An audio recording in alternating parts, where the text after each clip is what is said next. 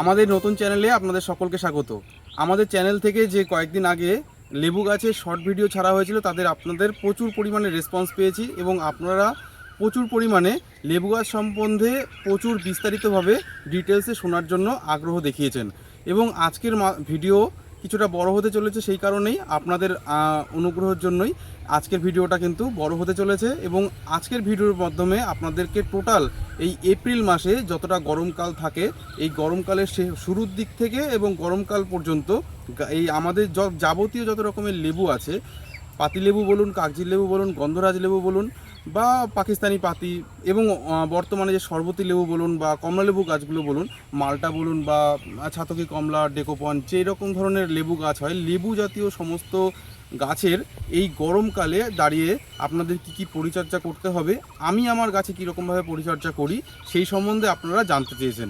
তো বন্ধুরা, আমরা বিগত কয়েকটা ভিডিও ধরে আপনাদেরকে বলে আসছি যে ডিসেম্বর মাস থেকে নভেম্বর মাস থেকে কিভাবে আমাদের লেবু গাছগুলোর পরিচর্যা করলে আমরা গাছে কি পরিমাণ ফুল পেতে পারি, সেই সম্বন্ধে কিন্তু আমাদের চ্যানেলে অলরেডি ভিডিও দেওয়া রয়েছে। আশা করি আপনারা সেরকমভাবে ফলো করেছেন এবং ফেব্রুয়ারি মাসের দিকে কিন্তু আপনারা প্রচুর পরিমাণে ফুল ফল পেয়েছেন।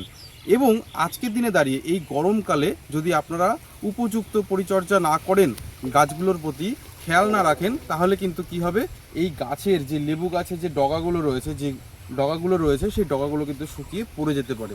এবং তার সঙ্গে গাছে কিন্তু যে এই গরমকালে যে গরম চলছে, ভোরবেলার দিকে হালকা শিশির পড়ছে এবং তার সঙ্গে মাঝে মাঝে ঝোড়ো হাওয়া এবং তার সঙ্গে মাঝে মাঝে বৃষ্টি, এই ক্লাইমেট চেঞ্জের ফলে কি হবে, গাছে কিন্তু প্রচুর পরিমাণে কীটপতঙ্গ বাসা বাঁধতে পারে এবং তার সঙ্গে আরও প্রচুর পরিমাণে গাছে ক্ষতি হতে পারে, ক্ষতির সম্মুখীন হবে এই গাছগুলো।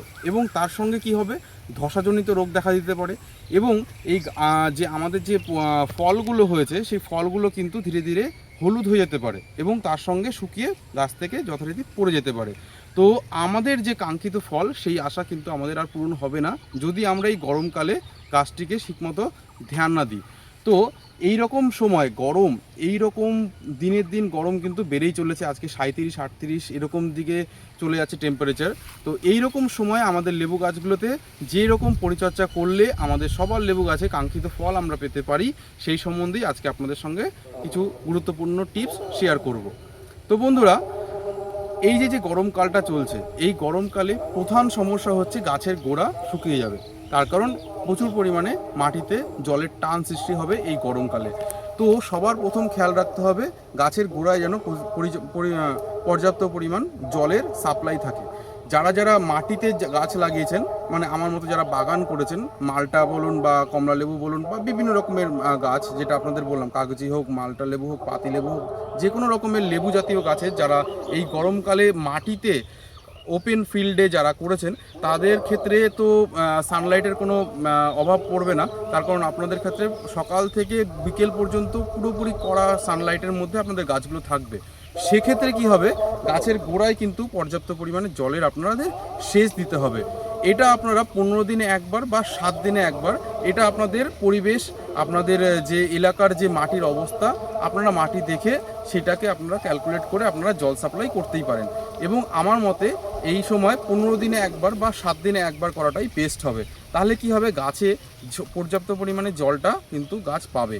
এবং তার সঙ্গে এই যে গরমকালটা চলছে, গাছ তো প্রচুর পরিমাণে গরম হবে, হিট হবে, গাছে গোড়াতেও কিন্তু আপনার প্রচুর পরিমাণে মাটি গরম থাকবে। সে কারণে আপনাদের কি সবথেকে ভালো হয়, 2 দিন কিংবা 3 দিন অন্তর অন্তর গাছগুলোতে কিন্তু আপনারা জল স্প্রে করতে পারেন। ঠান্ডা জল গাছগুলোতে পুরো ভিজিয়ে দেবেন। আমরা যেরকম স্নান করি মানুষ, সেরকমভাবে গাছগুলো কিন্তু আপনারা এই সময় ভিজিয়ে দিতে পারেন। তাহলে কি হবে, গাছগুলো কিন্তু পর্যাপ্ত পরিমাণে জল পাতার মাধ্যমে, যেখানে রান্না হয় গাছের পাতায়, সেখানে কিন্তু আপনারা পর্যাপ্ত পরিমাণে জলটাকে দিয়ে দিচ্ছেন। যেটা গোড়ার থেকে শেকড়ের মাধ্যমে গাছে যাওয়ার কথা, সেটা কিন্তু আপনারা ডিরেক্ট কী করছেন, আপনারা কিন্তু পাতায় সাপ্লাই করছেন। এতে কিন্তু গাছ খুবই ঠান্ডা থাকে এই গরমের সময়।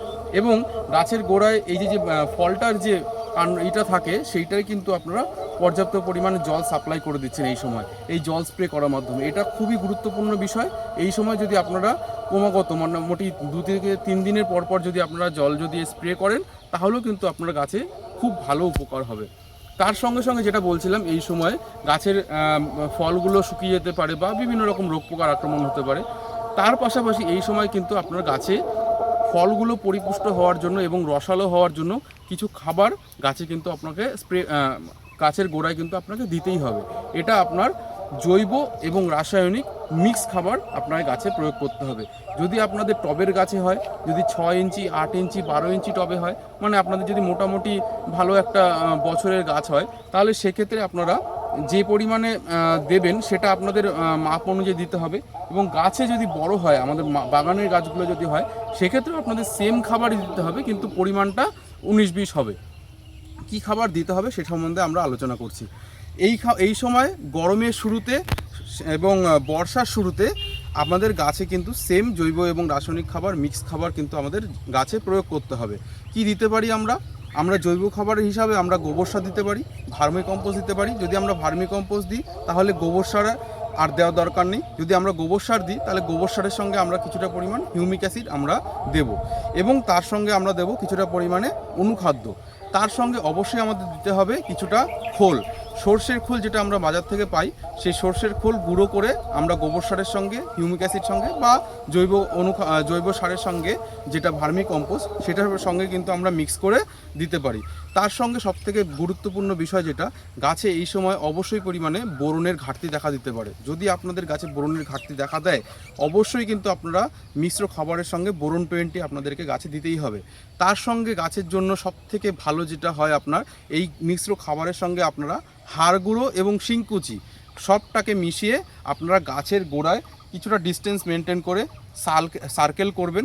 সার্কেল করে মাটিতে খুঁচিয়ে দিয়ে তার ভেতরে সারগুলোকে আপনারা দিয়ে তার উপরে মাটি চাপা দিয়ে দেবেন। মাটি চাপা দেওয়ার পর আপনাদেরকে যেটা অবশ্যই করতে হবে, মাটি শুকনো এবং সারটাও শুকনো।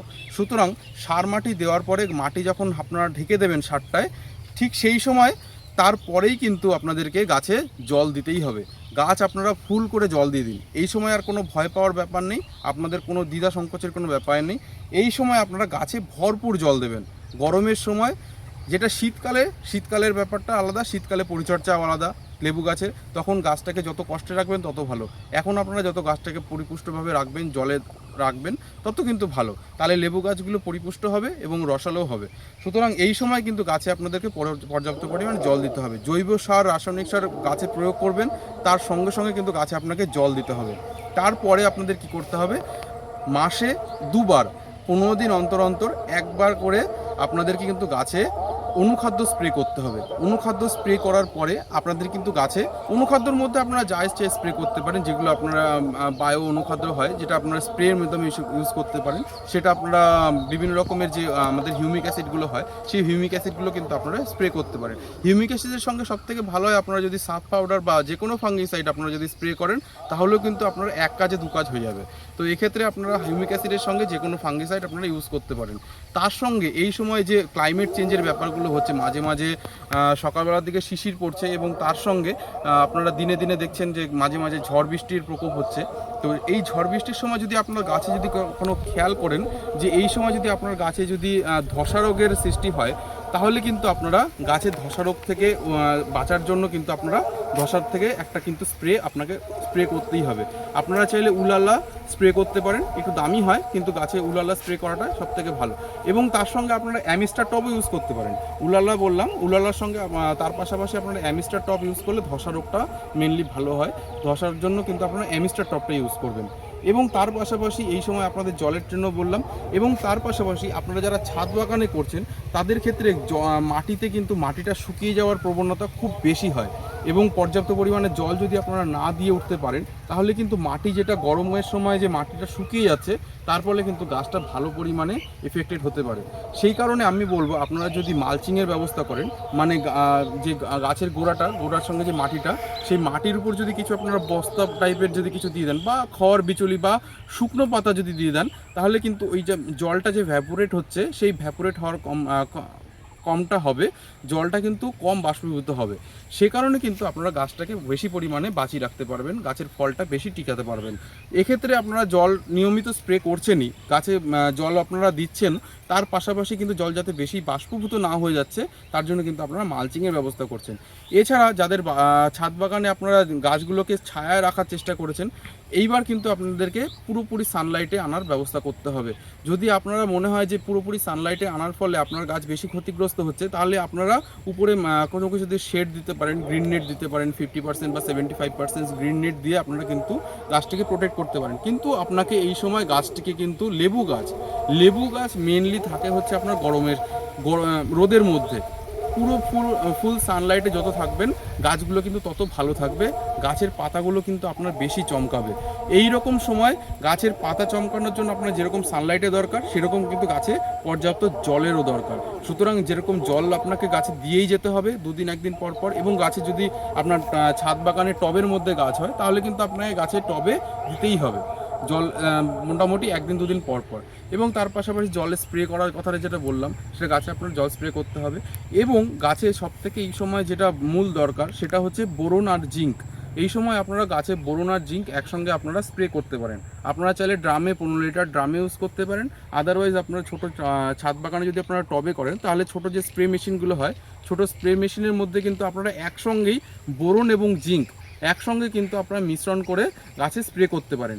এক্ষেত্রে গাছের ফলের গঠন ভালো হবে। এবং গাছ আপনার যদি এরকম মিষ্টতা দরকার হয়, গাছের ফলের যদি আকার ঠিক মতো রাখতে হয়, তাহলে কিন্তু বোরন এবং আপনার জিঙ্ক এই সময় কিন্তু গাছে আপনাদের স্প্রে করতে হবে। তো এইটুকুই।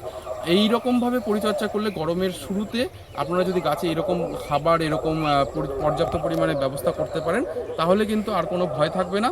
এর পরবর্তীকালে আবার যখন বর্ষাকাল আসবে, তখন আলাদা পরিচর্যা। কিন্তু এই সময় গরমকালে গাছগুলোকে ঠিকঠাক রাখতে, গাছের পর্যাপ্ত পরিমাণে ফল টিকিয়ে রাখতে কিন্তু এই সময় আপনাদেরকে অবশ্যই এই খাবার এবং সঙ্গে সঙ্গে কীটনাশক, সঙ্গে সঙ্গে আপনাদেরকে কিছু গুরুত্বপূর্ণ যে কথাগুলো বললাম, জল দেওয়া, জলে স্প্রে করা, এগুলো কিন্তু মেনটেন করলে আপনারা কাঙ্ক্ষিত ফল আপনারা কিন্তু আশা করতেই পারেন।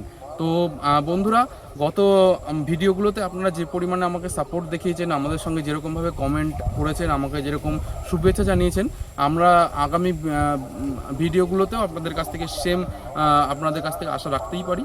তো বন্ধুরা, আজকের ভিডিও আপনাদের কেমন লাগলো আমাদের কমেন্টে অবশ্যই জানাবেন। এবং এর পরবর্তীকালে আপনারা কী কী ভিডিও দেখতে চাইছেন এবং লেবু গাছের সম্বন্ধেও যদি আপনারা কিছু জানতে চাইছেন, তো আপনারা অবশ্যই কমেন্টে জানাবেন। তো আজকে এই পর্যন্তই, নমস্কার।